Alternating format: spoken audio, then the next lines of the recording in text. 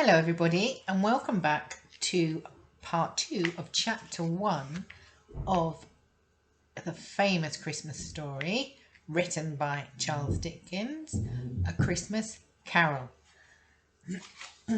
Remember, chapter 1 was called Christmas Eve and we met the characters Ebenezer Scrooge and Bob Cratchit.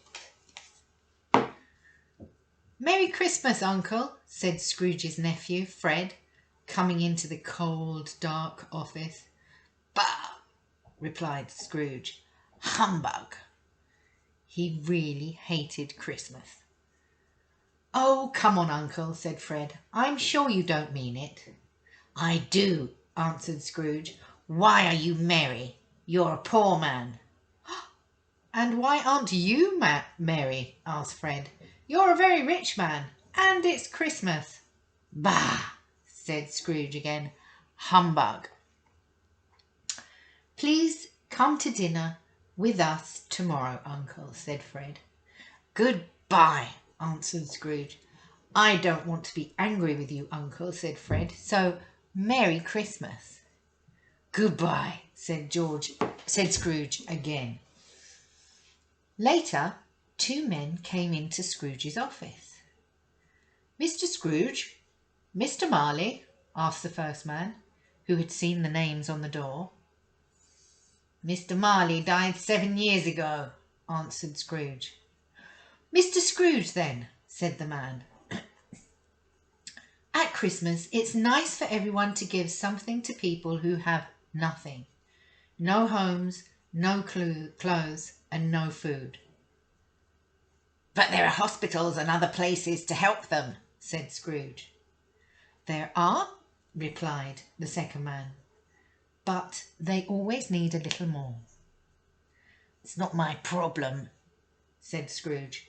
"I've work to worry about." The two men left.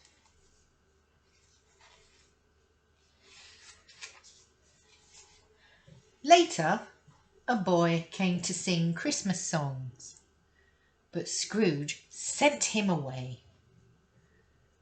When it was time to close the office, Bob Cratchit was excited about the holiday the next day. "I imagine you don't want to come to work tomorrow," said Scrooge to Bob. "No, sir, I don't," he answered nervously. "And you want me to give you money for the whole week?" asked Scrooge. "Well, Christmas is only one day a year, sir," replied Bob. "You're still taking my money for nothing," said Scrooge. "Well, if you must, you must. But come to work earlier the morning after." That night, when Scrooge was at home, he had a surprise visit.